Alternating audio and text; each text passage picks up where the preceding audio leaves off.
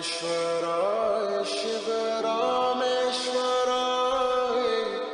हर हर भोले नमः शिवाय। रामेश्वराय शिव रामेश्वराय हर हर भोले नमः शिवाय। ओम नमः शिवाय ओम नमः शिवाय हर हर नमः शिवाय। ओम नमः शिवाय ओम नमः शिवाय हर हर नमः शिवाय।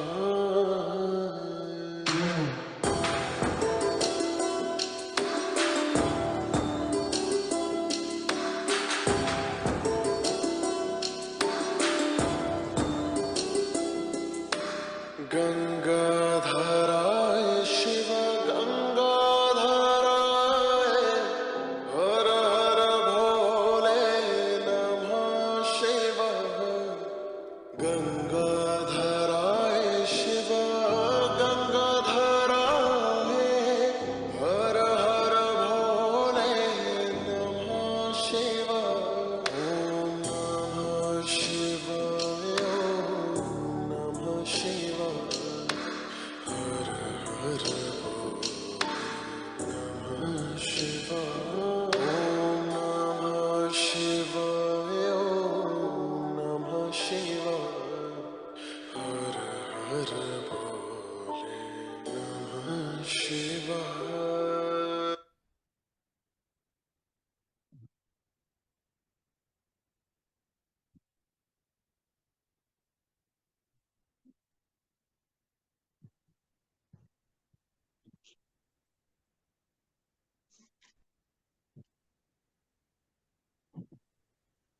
प्रणाम सभी को, सुप्रभात।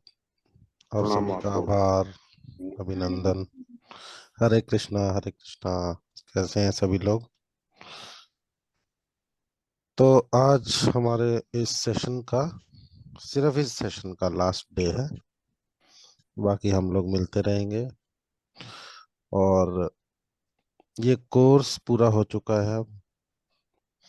बहुत सारी चीजें आप सीख चुके हैं, कुछ रह गई हैं तो सीख जाएंगे, धीरे धीरे प्रैक्टिस करेंगे। और मैं उम्मीद करूंगा कि कुछ चीजों को निरंतर जीवन में लागू करके उससे अपने जीवन को अच्छे के लिए अप्लाई करना है। चेंज फॉर गुड, हमेशा चेंज के आगे गुड जरूर लगाना। ये वर्ड, चेंज वर्ड अधूरा वर्ड है। Change, I want to change, क्या चेंज? चेंज कुछ बुरा हो जाएगा तो भी चेंज है। तो इसलिए change for good, always say change for good, बदलाव अच्छे के लिए।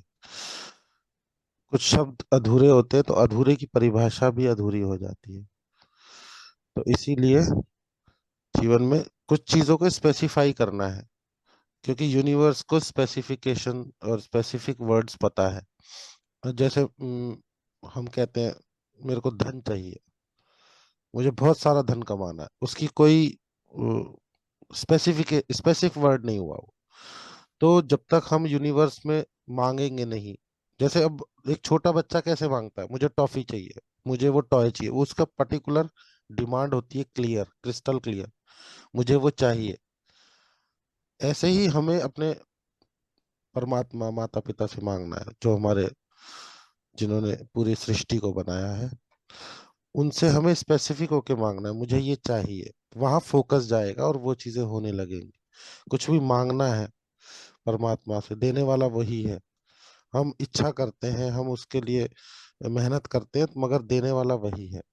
तो इसीलिए हमारे को हमेशा स्पेसिफिक रहना है, हमारे को क्लियर रहना है, हर चीज के लिए हमें पता होना चाहिए हम क्या मांग रहे हैं। अगर हमें धन भी मांगना है तो वो क्लियर मांगना है, बिल्कुल अमाउंट के साथ। मुझे इतने लाख रुपीस चाहिए, किस कार्य के लिए चाहिए वो पता होना चाहिए। आप क्या करेंगे, आ जाएगा तो क्या करोगे, मिल जाएगा तो करना क्या है। फिर वहां एनर्जी क्रिएट होगी। उन उस दिन से आपने क्या क्या करना है, क्या क्या कार्य करने हैं, कुछ जिम्मेदारियां हैं, कुछ एंजॉयमेंट है और कुछ सर्विंग है, मतलब सोसाइटी को लेके कुछ आप दे सकते हैं अगर आपके पास इतना सारा धन आ जाएगा तो। वो सारी चीजें कनेक्ट करनी है, जोड़नी है आपस में, और तब वहां पे क्रिएट होगी एनर्जी। और फिर परमात्मा का आशीर्वाद मिल जाएगा, हो जाएगा। क्योंकि हमें ये सिखाया गया है कि जो यूनिवर्स की लैंग्वेज है वो बिल्कुल क्लियर है, उसमें कोई भी डाउटफुल वाले वर्ड्स फिट नहीं बैठते। ठीक है। सोनाली जी, आपकी तबीयत ठीक है? नहीं, मेरा सर बहुत दर्द है। सर दर्द है? अच्छा, पानी जी भैया। पीजिए, पानी पीजिए, थोड़ा सा लेके पानी लीजिए और उसको अफर्मेशन करके पीजिए। बोलो ये जल मेरे को, ये जल मेरे को, उसको अफर्मेशन करिए, ये जल मेरे को। बोतल से पानी पी रहे हैं, ग्लास से पिया कर। ठीक है। इसके जी साथ भैया। एयर एयर जाती है ना, बताया ना मैंने। जी भैया, बताया था भैया, क्लास से पीते लेकिन अभी कोई बात नहीं, ऐसे। कोई बात नहीं, अभी पी लो अफर्मेशन करके कि ये जल जैसे ही मैं पीऊंगी, मेरा जो भी मेरे को सर दर्द हो रहा है वो ठीक हो जाएगा अभी। ठीक है, ऐसे करके पीजिए इसको। बहुत पावर है अफर्मेशन में। जब भी हम जल पिए, अगर हमें कुछ भी लग रहा है शरीर में, तो ये सोच के पिए कि इस जल, अमृत जल से, ये दिव्य औषधि से जो परमात्मा ने हमें दी है, उससे हमारे ये विकार ठीक होंगे। जब हम अन्न प्रसाद खाते हैं, भोजन करते हैं, तो भी हम उसको अफर्मेशन करके खाते हैं कि ये प्रसाद, प्रसाद क्या है जो हम मंदिर से लेते हैं, बिलीव है उसमें, एनर्जी है, वहाँ के पूजा पाठ, वहाँ के जो मंत्र चलते रहते हैं पॉजिटिविटी का, एक उसके अंदर एनर्जी आ जाती है। ऐसे ही अगर हम घर के भोजन को हर बार जब भी खाए तो कर ले, तो वो भी प्रसाद बन जाता है। ठीक है, ठीक हो जाती है चीजें। तो आज का हमारा लास्ट सेशन है इस 21 डेज का। 21 डे आज, 21वां दिन है। 24 तारीख है जनवरी की, 2024 चल रहा है। अच्छा, एक यूनिक बात हमने थोड़ी सी अभी कैलकुलेशंस में सीखी कि जनवरी और अक्टूबर में जो डेट होगी ना, उसका पूरा गुणांक भी वही आएगा। जैसे आज मान लो 24 तारीख है और जनवरी है और 2024 है, इसको टोटल करेंगे तो 1 + 2 + 4 6 7 8 9 10 11 20, 12 13 14 15 है। मैम, बलविंदर मैम हाँ, प्रणाम, आप बताएं। ऐसा ही है किसका जनवरी, क्या कह रहे हैं आप? जैसे जनवरी है, हाँ जी। जनवरी में जैसे 24 तारीख है, 24 तारीख का टोटल होता है 6 2 और 4। हाँ जी। हाँ और जी। आज अगर हम टोटल करेंगे पूरे डेट का, जैसे 24 जनवरी 2024, तो उसका भी टोटल 6 ही आएगा। ये देखिए ना, ईयर का हो गया 2 4 8 हो गया, 8 और एक 9, और 9 और 6 15, 15 और 15 का भी 6। ये पूरी जनवरी में होगा, हाँ, कोई सी और भी जो अब डेट होगी। आप अक्टूबर का भी बोल रहे हैं, और कारण वही है। अक्टूबर भी यही होगा हाँ क्योंकि उसमें एक, हाँ, हाँ, कारण ये है कि वो एक है, वो 10th महीना वो भी एक है। हाँ। और ये 8 का साल है, 8 में एक मिला दो तो 9 हो जाता है, और 9 में जो भी ऐड हाँ। करोगे वही हो जाता है। हाँ। तो ये बड़ी यूनिक सी बात है। ये ऐसा हर महीने में या हर साल में नहीं होता है। ये स्पेशली 8 का वो है ना ईयर, इस बार जो है। तो इसीलिए इसमें जो भी डेट का टोटल होगा वही पूरे, जो पूरी कंप्लीट डेट होगी ना वही आ जाएगा उसका गुणांक। तो ये स्ट्रॉन्ग नंबर होते हैं। स्ट्रॉन्ग नंबर्स के बारे में भी आप इस प्लेटफॉर्म पे आगे चल के जानेंगे बहुत कुछ। जो इस पहले से जानते हो उन्हें तो पता है, बाकी नंबर्स के बारे में भी बहुत कुछ जानेंगे इसी ग्रुप में। रहेंगे ऐड तो आपको इन्फॉर्मेशन मिलेगी जैसे उसके लिए आएगी सेशंस। और नंबर्स बहुत इंपॉर्टेंट रोल है हमारी लाइफ पे डालते हैं, क्योंकि नंबर से ही सब कुछ कनेक्टेड है। कुछ भी चीज की जो गणना होती है वो नंबर से होती है। हमारा जन्म की तारीख, उसका समय, उसके बाद क्या दिन था उस समय, कौन से नक्षत्र थे, वो सारी कुछ गणना जो होती है वो नंबर्स के द्वारा की जाती है। तो हमारी लाइफ पूरी तरीके से कनेक्टेड है नंबर्स के साथ। ठीक है, तो आज हमारा सेशन शुरू करते हैं। आज हमारा एक तरह से समापन समारोह है और मैं बड़ा एक्साइटेड रहता हूँ आज के दिन के लिए। सबसे पहले हम एक वीडियो देखेंगे, अ, जो कि, चलिए। हरे कृष्ण भाई। हरे कृष्ण।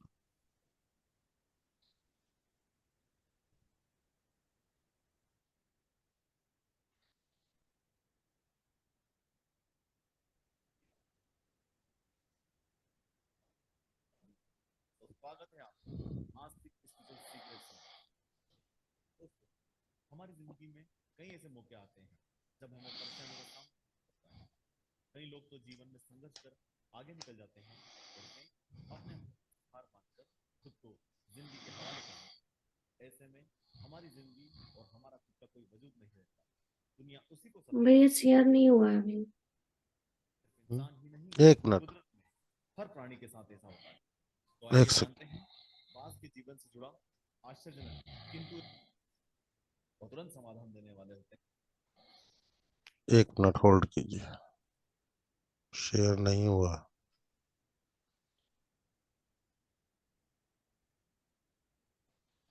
अब हो जाएगा।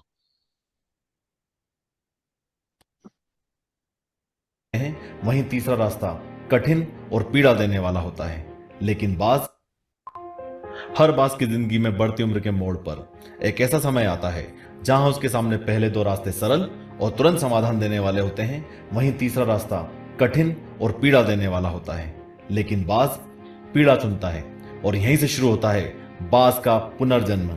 तो स्वागत है आपका आस्तिक स्पिरिचुअल सीक्रेट्स में। दोस्तों, हमारी जिंदगी में कई ऐसे मौके आते हैं जब हमें परेशानियों का सामना करना पड़ता है। कई लोग तो जीवन में संघर्ष कर आगे निकल जाते हैं और कई अपने हालातों से हार मानकर खुद को जिंदगी के हवाले कर देते हैं। ऐसे में हमारी जिंदगी और हमारा खुद का कोई वजूद नहीं रहता।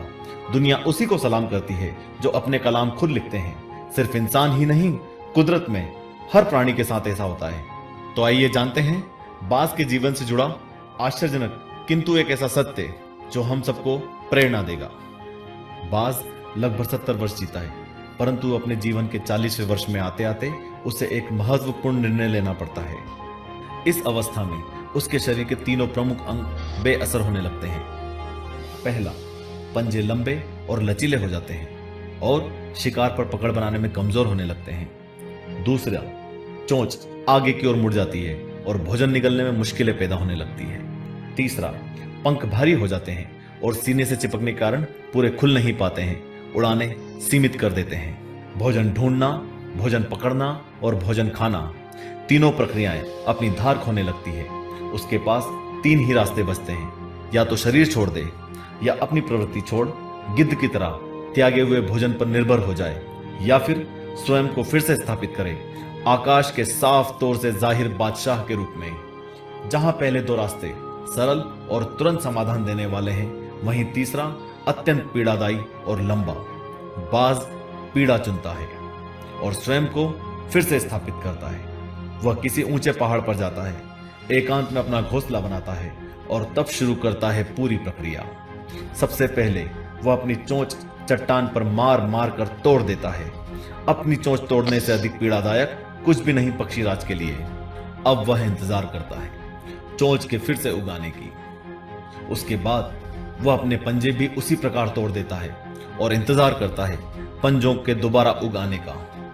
नई चोंच और पंजे आने के बाद वह अपने भारी पंखों को एक एक कर नोच कर निकालता है और प्रतीक्षा करता है पंखों की पुनः उगाने का।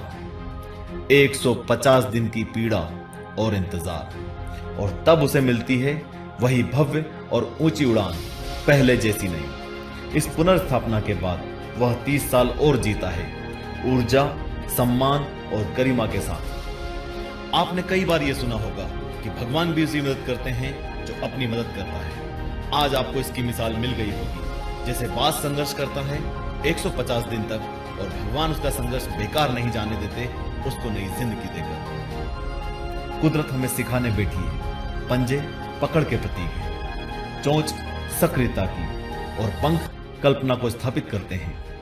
इच्छा हालातों पर काबू रखने की, सक्रियता स्वयं के अस्तित्व की गरिमा बनाए रखने की, कल्पना जीवन में कुछ नयापन बनाए रखने की। इच्छा, सक्रियता और कल्पना तीनों के तीनों निर्बल पड़ने लगते हैं। हम में भी 40 तक आते आते हमारा व्यक्तित्व ही ढीला पड़ने लगता है। आधे जीवन में ही जीवन खत्म होने जैसा लगता है। उत्साह, आकांक्षा, ऊर्जा नीचे की ओर जाने लगती है। हमारे पास भी कई विकल्प होते हैं, कुछ सरल और तुरंत, कुछ पीड़ादायी।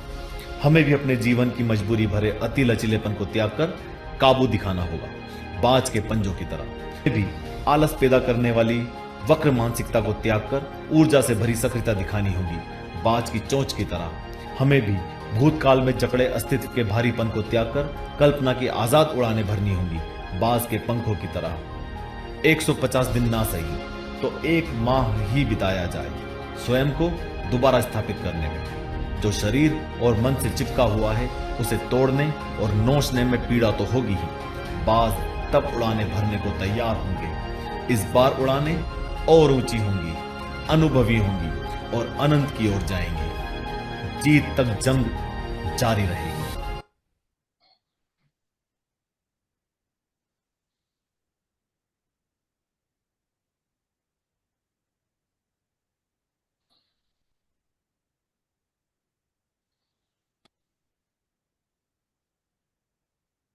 कैसा लगा ये वीडियो? अच्छा था भैया। बहुत बढ़िया, बहुत बढ़िया। क्या समझ में आया इसमें?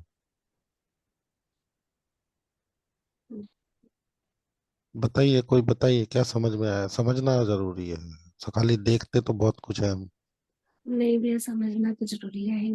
समझ में आया कि पुरानी चीजें जो भी हैं, जो आपको पीछे की ओर लेके जा रही है, या आप उसकी वजह से अपने आप को आगे नई ग्रोथ की तरफ नहीं लेके जा सकते, तो उसे आपको छोड़ना ही पड़ेगा, त्यागना ही पड़ेगा। क्योंकि उसको त्यागने में तकलीफ जरूर होती है, लेकिन जो चीजें आपको पीछे खींच खींच रहा है, जो आपको तकलीफ दे रहा है, उसे आपको छोड़ के नए सिरे से वापस से अपने आप को आगे बढ़ाने में अवसर करना है, अपने आप को आगे प्रयास करना है, निरंतर प्रयास प्रयास करना है। करना है। हाँ। खाली सोच के बैठ जाने से कुछ नहीं होगा। हम्म। देखिए, जीवन बहुत अनमोल है। सोचो तो, नहीं तो ठीक है।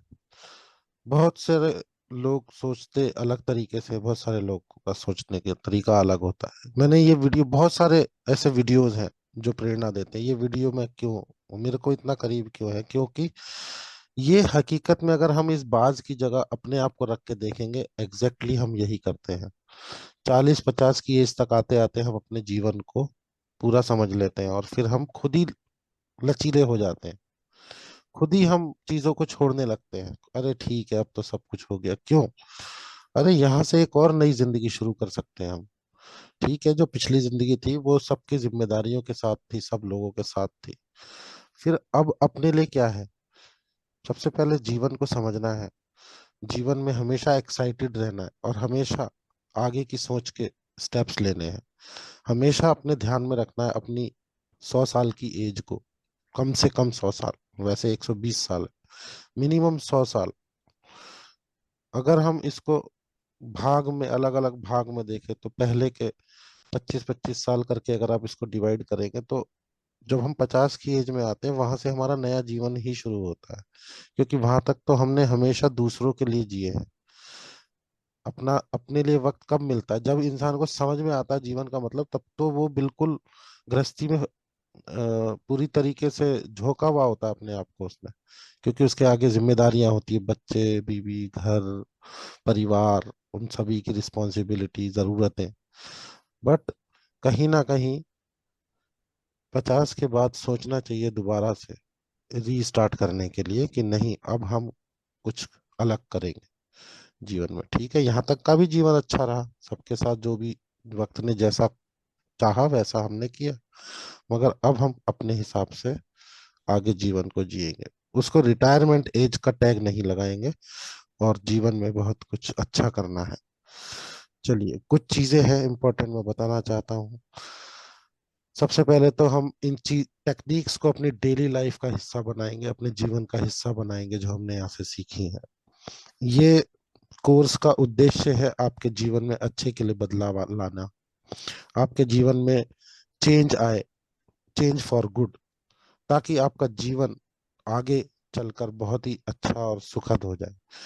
क्यों छोटी छोटी बातों पर हम किसी से खफा हो जाते हैं, नाराज हो जाते हैं, या फिर हम बात करना बंद कर देते हैं। ऐसा नहीं करना। ये सारी चीजें आपको ये सिखाएंगी कि आप डेली की जो एक दूसरे के साथ मनमुटाव अगर कभी होता है तो उसको डेली के डेली ही खत्म कर दें और नए हर दिन को एक नए जीवन की तरह शुरुआत करें। हम कुछ भी जीवन में चाह रहे हैं ना, उसके पीछे जब आप लिखना शुरू करेंगे या सोचना शुरू करेंगे तो हम क्यों कर रहे हैं, वहां पे आएगा हैप्पीनेस, सेटिस्फैक्शन, शांति और संपन्नता। ये चार चीजें आपको मिलेंगी एंड में। मान लो कोई इंसान कहता है भाई मेरे को बहुत सक्सेसफुल होना है, उससे पूछो सक्सेसफुल होके क्या करेगा? मैं बहुत सारा धन कमाऊंगा। वो धन कमा के क्या होगा? मैं बहुत सारे चीजें खरीदूंगा, उससे क्या होगा? उससे मेरे को खुशी मिलेगी। तो क्या वो अभी खुश नहीं है? नहीं, अभी भी खुश हो सकता है, वो एक जोक से भी खुश हो सकता है। But at the end, last में उसमें क्या मिलेगा? उसको खुशी चाहिए। हर किसी को हैप्पीनेस चाहिए। वो हैप्पीनेस जरूरी नहीं कि धन आने से ही होगी या धन के ऊपर ही वो निर्भर है। हैप्पीनेस किसी भी चीज के ऊपर निर्भर नहीं है। तो पर्सनैलिटी जो एक वर्ड है हमारा, पर्सनैलिटी का जो मीनिंग है वो है पर्सनल एबिलिटी। पर्सनल एबिलिटी को ही पर्सनैलिटी कहते हैं। जो भी, ये हर इंसान का अलग अलग है। पर्सनल एबिलिटी मतलब पर्सनैलिटी, पर्सनैलिटी का मतलब पर्सनल एबिलिटी। हर इंसान की पर्सनैलिटी कैसी है? अब आप किसी को भी उठा के देख लीजिए जिसको आप अपना रोल मॉडल मानते हैं, उसकी एबिलिटी ही उसकी पर्सनैलिटी है। तो इसीलिए अपनी एबिलिटी को बढ़ाओ। इस शब्द के अंदर छुपा हुआ है कि हमें अपनी पर्सनैलिटी को अगर निखारना है और बढ़ाना है तो क्या बढ़ाना होगा? एबिलिटी को। आप बहुत सारी चीजें और नई सीखते रहें, बहुत सारी बुक्स पढ़ें। एबिलिटी को बढ़ाने के लिए क्या करना है? सबसे पहले तो एबिलिटी को बढ़ाने के लिए क्या चीजें जरूरी है ये समझ लो। सबसे पहले जरूरी है बैलेंस। कहाँ पे? हर एरिया में लाइफ के। सबसे पहले तो परिवार में, फैमिली में, फैमिली में बैलेंस। उसके बाद सेल्फ डेवलपमेंट। हमेशा निरंतर डेवलप करना है अपने आप को, निरंतर चीजों को सीखना है, लर्निंग उसमें रहना है। इससे आपकी एबिलिटी बढ़ती चली जाएगी। उसके बाद आएगा आपका खुद की हेल्थ। आपकी खुद की हेल्थ भी अगर बैलेंस नहीं है तो ये चीजें आप नहीं अर्जित कर सकते हैं। तो हमेशा इन सब पॉइंट्स पे ध्यान देना है। उसके बाद अपनी इच्छा शक्ति, विजडम, हम क्या चाहते हैं जीवन में करना, उस पे एनर्जी देना। फिर स्पिरिचुअलिटी, थोड़ा ध्यान, इसके बारे में जानना और ध्यान करना भी। उसके बाद करेज होना चाहिए हमारे अंदर, वो शक्ति होनी चाहिए कि हम करना चाहते हैं, ताकि हम बिल्कुल कहीं पे कंफर्टेबल जोन में ना चले जाएं कि जितना है बस बहुत बढ़िया है। ऐसा भी नहीं होना चाहिए। और इन सब चीजों का बैलेंस आपकी एबिलिटी को बढ़ाता चला जाएगा जीवन में। तो इन सब चीजों पे काम करना है। और ये टेक्निक्स आपको यही सब सिखाएंगी कि कैसे इन चीजों पे अपने आप पे कंट्रोल करके इन चीजों को पार करके उस पार जाना है। यानी जंप लगानी है जीवन में हर मोड़ पर। ठीक है, तो आज हम ग्रेटिट्यूड देंगे परमात्मा को, एक प्रेयर करेंगे, उसके बाद थोड़ी बात करेंगे। ठीक है, उन सभी चीजों का, इस पूरे कोर्स का से जो भी मिला, ताकि हम अच्छे से उसको कर पाए। और बाकी मैं हूँ, मेरा नंबर सभी के पास है। आप कभी मेरे को मैसेज कर सकते हैं, फोन कर सकते हैं, और हम लोग जीवन में कनेक्टेड रहेंगे हमेशा। मेरा यूट्यूब चैनल आपने ज्वाइन कर लिया है सभी ने, वहाँ पे भी इंफॉर्मेशन आती है जो भी कोर्स के बारे में होगी। और जो हमारा ग्रुप है राधा फाउंडेशन का, इसमें भी होता है। ठीक है, बाकी मैंने आपको एक लिंक दिया था जो गूगल रेटिंग का था, वो भी आपने बहुतों ने कर दिया है, किसका रह गया है तो वो भी कर दे। वो मेरे को जरूरत है, ऐसे ये समझ लो कि मेरी एनर्जी एक्सचेंज वही है कि आप जो मेरा YouTube चैनल को सब्सक्राइब करते हैं और मेरा गूगल को रेटिंग देते हैं। ठीक है, तो अब सीधे बैठ जाएंगे। आज सिर्फ धन्यवाद देंगे परमात्मा को उन सभी चीजों के लिए जो अभी तक हमारे जीवन में हमें मिली, बचपन से लेके अभी तक। इवन हमारे रिलेशंस, माँ बाप, भाई बहन के रूप में जो भी आत्माएं हमारे साथ हैं, हमारे रिश्तेदार, हमारे आस पड़ोसी, हमारे फ्रेंड्स, हमारे जो भी सहयोगी है जीवन में, वो सभी लोग जिनके कारण से हमारा जीवन आगे बढ़ रहा है, हम निरंतर हम कुछ हासिल कर पा रहे हैं जीवन में, कुछ नया कर पा रहे हैं, कुछ अच्छा कर पा रहे हैं, तो उसको आज हम याद करेंगे। सीधे बैठ जाएंगे, अपना ध्यान पूरी तरीके से अपना ध्यान अपनी सांसों पे केंद्रित करेंगे। कोमलता से आंखों को बंद कर लेंगे, चश्मा पहना है उतार देंगे और पूरे भाव से कनेक्ट होंगे आज पूरी तरीके से, ताकि हमारी इच्छा शक्ति, हमारे भाव परमात्मा तक पहुंच सके।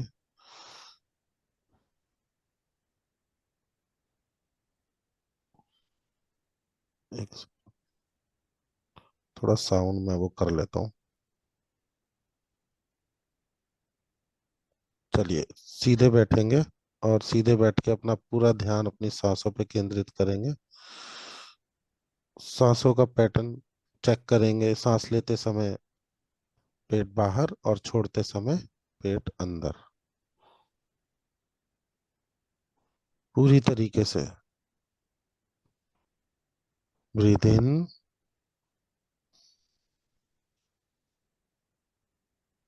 Hold, breathe out. ब्रीथ इन, hold, breathe out.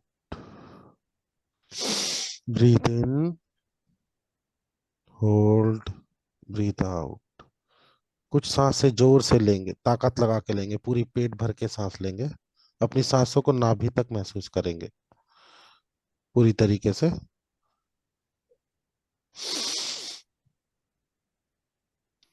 Breathe out.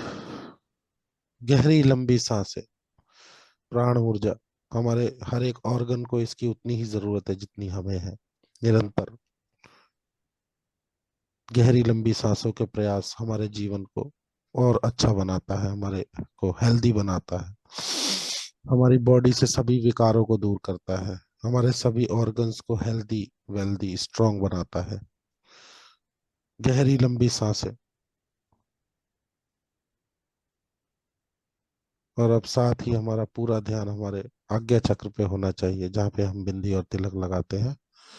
और यहाँ पे हम अपना पूरा जीवन एक मूवी की तरह जल्दी जल्दी फास्ट फॉरवर्ड में याद करेंगे। और जो कुछ भी हमें प्राप्त हुआ परमात्मा से, सबसे पहले हमारे माँ बाप के रूप में, देवता स्वरूप हमारे माता पिता, उनका ग्रेटिट्यूड, उनका धन्यवाद परमात्मा से। उसके बाद अपने भाई बहन, उसके बाद अपने रिलेटिव्स, रिश्तेदार, उसके बाद अपने स्पाउस, पार्टनर, अपने बच्चे, फ्रेंड्स, पड़ोसी, और वो हर इंसान जिसकी वजह से हमारा जीवन बहुत ही सरल, सुखद हर पल है। पूरे दिल से, पूरी भावना से धन्यवाद देंगे परमात्मा को। अपने पूरे जीवन को इसमें देखेंगे, जो कुछ भी मिला है अभी तक, हमने जो कमाया है, रिश्ते, नाते, प्यार, मोहब्बत, दौलत, सब कुछ, अपने सभी सुख सुविधाओं के जो भी साधन परमात्मा ने हमें एज अ गिफ्ट दिए हैं, पूरे भाव से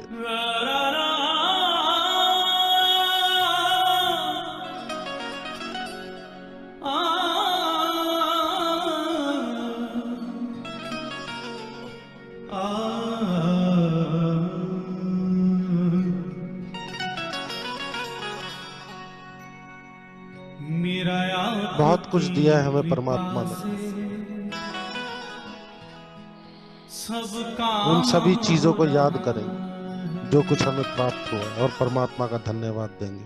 मेरा आपकी कृपा से सब काम हो रहा, मेरा आपकी कृपा से सब काम हो रहा।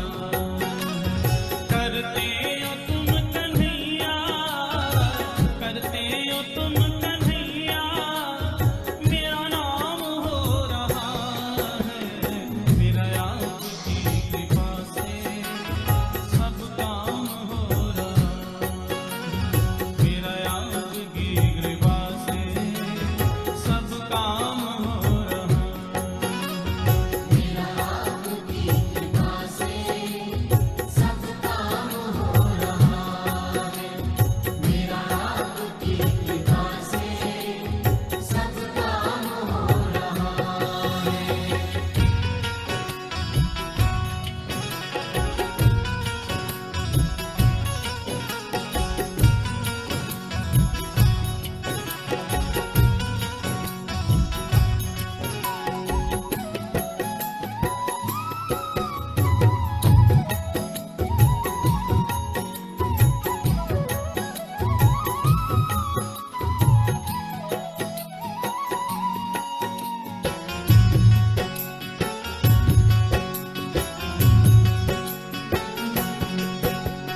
पतवार के बिना ही मेरी नाव चल रही है, पतवार के बिना ही मेरी नाव चल रही है। बिन मांगे है कन्हैया हर चीज मिल रही है, बिन मांगे है कन्हैया हर चीज मिल रही है।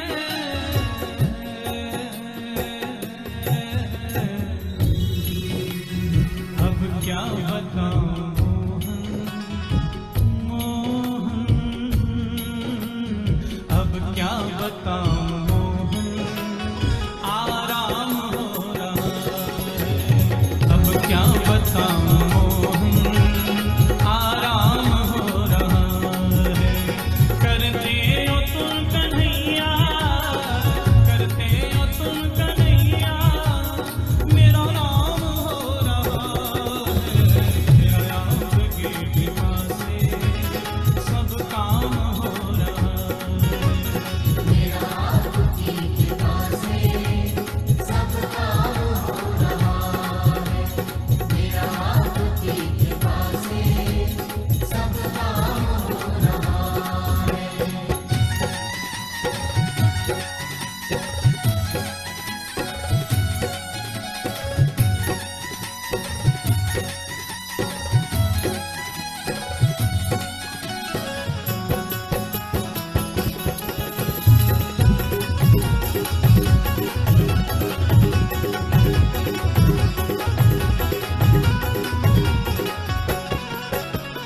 मेरी जिंदगी में तुम हो, किस बात की कमी है। मेरी जिंदगी में तुम हो, किस बात की कमी है। मुझे और अब किसी की परवाह भी नहीं है, मुझे और अब किसी की परवाह भी नहीं है।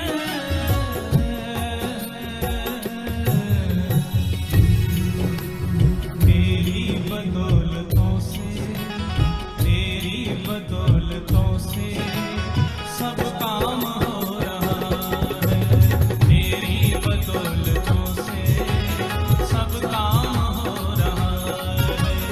करते हो तुम कन्हैया, करते हो तुम कन्हैया, मेरा नाम हो रहा है।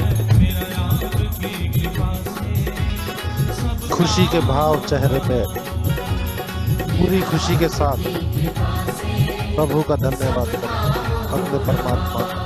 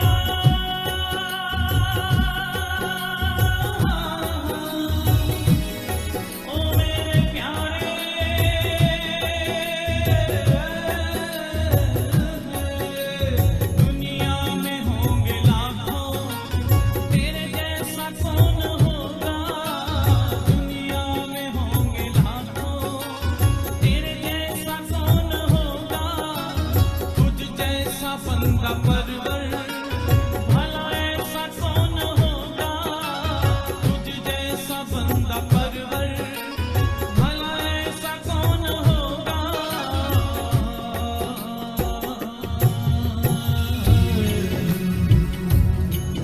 अरे थामा है तेरा दामन, दामन थामा है तेरा दामन, आराम हो रहा है। थामा है तेरा दामन, आराम हो रहा है। करते हो तुम कन्हैया, करते हो तुम कन्हैया, मेरा राम हो रहा है। मेरा यार की कृपा से सब काम हो रहा है। मेरा यार की कृपा से सब काम हो रहा है। करते हो तुम कन्हैया, करते हो तुम कन्हैया, मेरा राम हो रहा है। मेरा यार की कृपा से सब काम हो रहा है। मेरा यार की कृपा से सब काम हो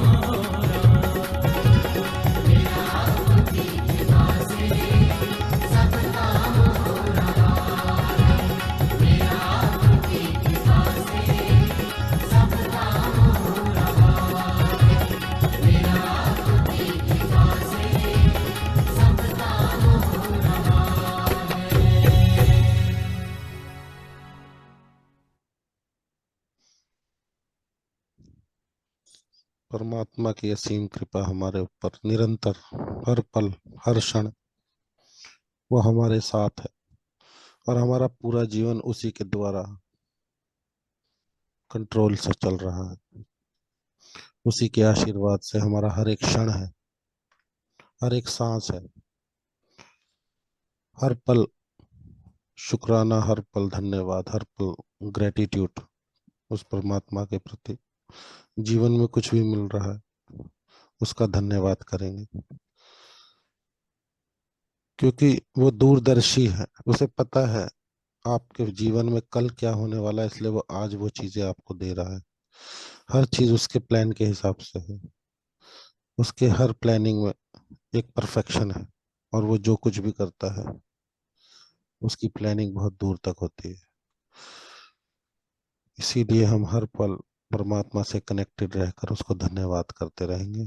बहुत कुछ हमें जीवन में मिला है, उन अच्छी चीजों को जो मिला है उस पर फोकस करेंगे, जो नहीं मिला है उस पर फोकस नहीं करेंगे। जो हमारे पास है, जो दौलत है, उसे संभाल के रखेंगे, चाहे वो सेहत की हो, रिश्तों की हो, प्रेम की हो, सम्मान की हो। जो मिला है उन सभी को संभाल के रखेंगे, और भी जो मिलेगा उसके लिए धन्यवाद। दोनों हाथों को रब करेंगे, हाथ पैरों की उंगलियों को हिलाएंगे और अपने चेहरे पे लगाएंगे। निरंतर ये शक्ति हमारे को हर रोज, हर क्षण, हर पल प्राप्त हो रही है।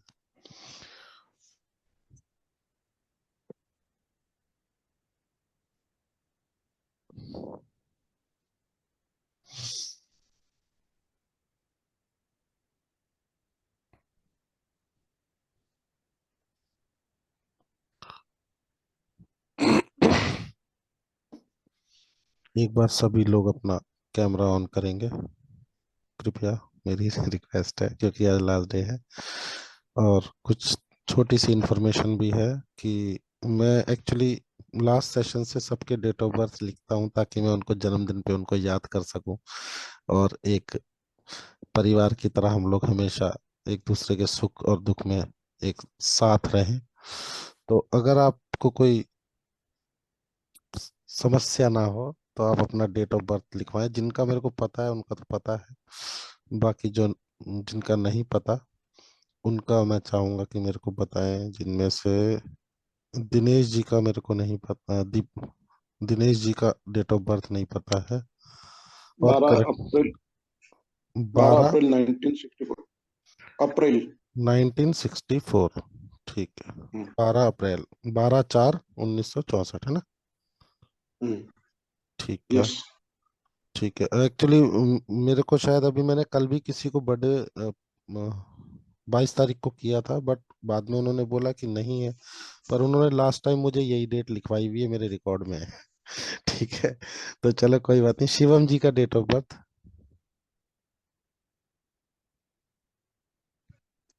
हरे कृष्ण भैया। हरे कृष्णा। जी 17 अक्टूबर 2001। 17/10/2001। एक ठीक है। सोनाली सिस्टर, आपका डेट ऑफ बर्थ बताइए। 6 मई 1984। 1984। सरिता मैम, प्रणाम दीदी। चलिए, आपने मेरी रिक्वेस्ट सुनी, कैमरा ऑन किया। जी दीदी बताएं अपना डेट ऑफ बर्थ। मेरा सर 28 जी। 9 जी। 1979। 79। मेरा ये जो है सर 28 है सर, मगर सर मेरा जो जन्म का समय है वो रात्रि में 2:30 का है सर। 2:30। तो तो मतलब सर ये 28 की रात को या जी 27 की रात को? 28 तारीख की रात को सर। तो फिर तो 29 हुआ ना आपका डेट ऑफ बर्थ।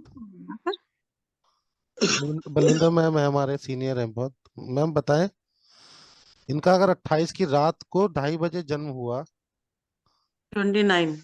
तो 29 ही माना जाएगा। जी 12 बजे के बाद 29। हाँ। 12 बजे के बाद चेंज हो जाता है ना। हाँ, क्योंकि मेरा भी रात का जन्म है 12:05 का। पर 21, मेरा 20 तारीख की रात का है, तो मेरा 21 लिखता हूँ, 21 जून 1977। तो आपके फेस डॉक्यूमेंट्स में 28 है या 29 है? सर 28 है सर। चलो कोई बात नहीं, वो तो कोई नहीं, मगर वैसे आपका 29 ही माना जाएगा ना। जी सर। यस। हाँ, जो करेक्ट है आपका 29 ही है। पर ठीक है, आपके डॉक्यूमेंट्स में है, तो आपको वही फॉलो करना होगा, क्योंकि डॉक्यूमेंट्स आजकल तो डॉक्यूमेंट्स के आधार पे चलते हैं। हाँ, कभी अगर कोई वैसे मंगल कार्य या कोई आप चीजें निकलवाएं अपने बारे में, उनको ये बात जरूर बताएं, ताकि वो करेक्ट चीजों को पकड़ पाए, चीजों को ना कैलकुलेट कर सुदीप जी, यहाँ न्यूमरोलॉजी के हिसाब से आप इनसे क्वेश्चन कीजिए और उनकी एग्जैक्ट डेट बताइए कि इनकी ये होनी चाहिए, क्योंकि इनका पूरा जीवन जुड़ा हुआ है उनके साथ। हम्म नंबरोलॉजी के हिसाब से तो मैम अभी मैं सीख ही रहा हूँ, क्या बताऊँ। ये आप बता सकते हैं और आपके सामने मैं बोलूंगा। आप एक बात बताइए, आप बात बात पे रो पड़ती हैं क्या? जी मैम। इमोशनल है? हाँ, तो बस आपकी 29 है फिर। देखा, सीनियर सीनियर ही होते हैं। दीपक शुक्ला जी। जी सर। जी गुड अपनी, मॉर्निंग। गुड मॉर्निंग सर, अपनी डेट ऑफ बर्थ बताएं। सर 12/12/1985। 12/12/1985। 1985। बहुत ज्यादा एजुकेशन लिए आपने, कहाँ तक पढ़े हैं आप? Sir MBA। मैम सही बताया मैंने? ठीक है, आपको अच्छी हायर एजुकेशन मिली है और आपका पढ़ाई में बहुत रुचि है, लाइफ नहीं बैलेंस सर, है। नहीं। लाइफ बैलेंस है, और सही है। ठीक है, कोई रह गए? सुरेश व्यास जी का तो मेरे पास है वैसे। सुरेश जी बताएं एक बार अपना डेट ऑफ बर्थ। 2/5/1978। 78। 2/5/1970। ठीक है, कोई रह गए हैं क्या? क्योंकि मैम का मेरे पास है ऑलरेडी, और सोनाली का का। टाइम भी बताना है क्या? नहीं नहीं, टाइम की अभी नहीं, जरूरत टाइम नहीं है। नहीं।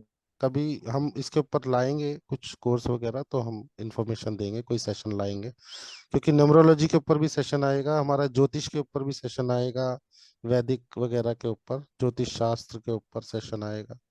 अभी बहुत ही जल्दी एक टैरोट के ऊपर सेशन आने वाला है। जो भी टैरोट कार्ड सीखना चाहते हो, टैरो से रिलेटेड कोई क्वेश्चन करना चाहते हो अपने भविष्य को लेके, वो आप उसमें कर सकते हैं। अपने लाइफ के को लेके आपको इन्फॉर्मेशन ग्रुप में मिलेगी उसकी सेशन की। ठीक है, अब मैं अपनी तरफ से, क्योंकि आज लास्ट डे है, मैंने एक कविता लिखी है, मैं चाहता हूँ आप सब सुने और उसको अच्छा बोले, बुरा नहीं बोलना। अच्छा नहीं भी लगे तो बोलना अच्छी है। ठीक है। तो मैंने लिखी है, और ये मैंने जीवन के ऊपर लिखी है। उम्मीद करूंगा आप लोग कुछ समझेंगे उससे, कुछ अ, उसका असर होगा आप पे। चलिए शुरू करते हैं। खुद पे रख भरोसा तू, अपनी अब उड़ान भर, जिंदगी की दौड़ में अपना तू ख्याल रख, मंजिलों को दे हवा, पंखों को संभाल तू, खुद पे रख भरोसा तू, अपनी अब उड़ान भर। गर तुझे मिले कभी मुश्किलों के रास्ते, सिर उठा के बोल दे अब नहीं दबा मुझे, तोड़ दे पहाड़ को अपनी एक आवाज से, अब तो खुल के बोल दे जिंदगी के वास्ते। गर समझ गया है तू जिंदगी के रास्ते, मंजिलों पे पैर रख, ये है तेरे वास्ते, खुद पे रख भरोसा तू, अपनी अब उड़ान भर। ये कविता मैंने लिखी है, और मैं कोशिश करता हूँ अच्छी चीजें लिखने की, ताकि आगे किसी को प्रेरणा मिले उससे, ताकि आप लोग उस चीज को समझें कि आपके अंदर वो बहुत कुछ है, बहुत कुछ है जिससे आप सब कुछ हासिल कर सकते हैं। ब्रह्मांड में वो सभी शक्तियां दी हुई है आपको, कि आप वो सब कुछ पा सकते हैं जो आप सोच सकते हैं। जो भी आप सोच सकते हैं वो आपको जीवन में मिल सकता है। सिर्फ सही दिशा और सही एक्शन की जरूरत है, और कुछ भी नहीं है। और सारी शक्तियां हमारे अंदर ही है। हम बहुत बारी जब परेशानी में, दुख में होते हैं ना, हम जगह जगह जाते हैं, कहीं ज्योतिषी, पंडित, पुरोहितों के पास पूछते हैं, हम जानना चाहते हैं क्यों। पर उसका जो असली सॉल्यूशन होता है ना, वो हमारे अंदर होता है। अगर हम गहराई से उसको सर्च करेंगे ना, वो हमें अंदर से ही मिलेगा। क्योंकि हमें बदलने के लिए सबसे जरूरी हम खुद हैं। अगर हमारे को जीवन बदलना है तो वो हमें बदलना होगा, हमें प्रयास करने होंगे। ठीक है, हम किसी से पूछ सकते हैं, सही दिशा पूछ सकते हैं, सही रास्ता पूछ सकते हैं, पर चलना हमें पड़ेगा। क्योंकि मंजिल हमें पानी है, उसको एंजॉय हमें करना है अगर, तो उस तक पहुंचना हमें पड़ेगा। वहां तक चलने के लिए कदम हमें उठाना पड़ेगा। तो जीवन में हमेशा ये याद रखें। बस यही मेरी आज के सेशन में वो थी। अब आपके हवाले है, आप में से कोई कुछ कहना चाहते हैं? लास्ट डे है। मेरा नंबर वैसे सबको पता है, मैं फिर भी बता देता हूँ। 9355421255। मैं चैट बॉक्स में डाल देता हूँ, कोई बात नहीं। एक सेकेंड। मेरा कभी भी आपको कोई भी ऐसा लगे, आपको कोई ज़रूरत हो, तो I am there for you all the time.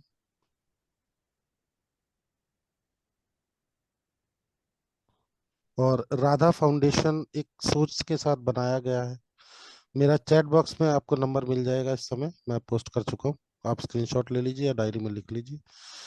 और राधा फाउंडेशन के बारे में बताता हूँ। राधा फाउंडेशन आज से 2-2.5 साल पहले शुरू किया गया, एक सोच के साथ कि हम इसमें बहुत सारे लोगों को एक नई दिशा देने में हेल्प करेंगे, उनको सही जीवन, ताकि उनके जीवन में जो भी कुछ कठिनाइयां आ रही हैं उसको कोशिश करेंगे कि एक परिवार की तरह साथ खड़े होकर उन परेशानियों को दूर करने में उनकी मदद करेंगे, और उनका जीवन अच्छा आगे के लिए बनाएंगे, और उनके रिलेशंस जीवन में अच्छे करने हैं। क्योंकि देखिए, बहुत सारी चीजें जरूरी है, धन दौलत तो जरूरी है, मगर रिलेशन भी जरूरी है। और रिलेशन के साथ साथ हमारा खुद का मान सम्मान भी जरूरी है। हमारे को अग्रसर रहना भी जरूरी है जीवन में, आगे की ओर, ताकि हम बढ़ते रहें, ताकि कहीं भी मोड़ पर हम रुक ना जाए, हम स्टक ना हो जाए। ऐसे बहुत से सिचुएशन आते हैं जीवन में जहाँ पे हम स्टक हो जाते हैं, हमें समझ में ही नहीं आता कि हम क्या करें। तो इन सब चीजों के, इन सब सवालों के जवाब के लिए मैं हमेशा आप लोगों के साथ हूँ। जितना मेरे को मैंने सीखा है परमात्मा की कृपा से, अपने गुरुओं के आशीर्वाद से, उतना मैं पूरा 100% आपके साथ लगाऊंगा। बाकी परमात्मा की मर्जी और आपकी मेहनत। जी, आज के सेशन से या इन सेशन से आपके जो भी क्वेश्चन हो, या कोई भी आपके मन में बात है, तो आप बोल सकते हैं। या इस सेशन में मेरे से कोई गलती भूल हुई हो तो उसके लिए मैं क्षमा चाहूंगा। कभी हो सकता है समय को लेकर, या कभी हो सकता है कुछ टेक्निकल इश्यूज को लेकर कोई सेशन ठीक से ना गया हो, तो उसके लिए मैं क्षमा चाहूंगा पूरी तरीके से। जी, अब आप अपना जो भी आपको देना है, अपना राय, अपनी एडवाइस, अपना कोई सजेशन, या आपके मन में कोई बात है इस सेशन को लेकर। मेरा नंबर सभी को मिल गया? चलिए बहुत बढ़िया। तो आप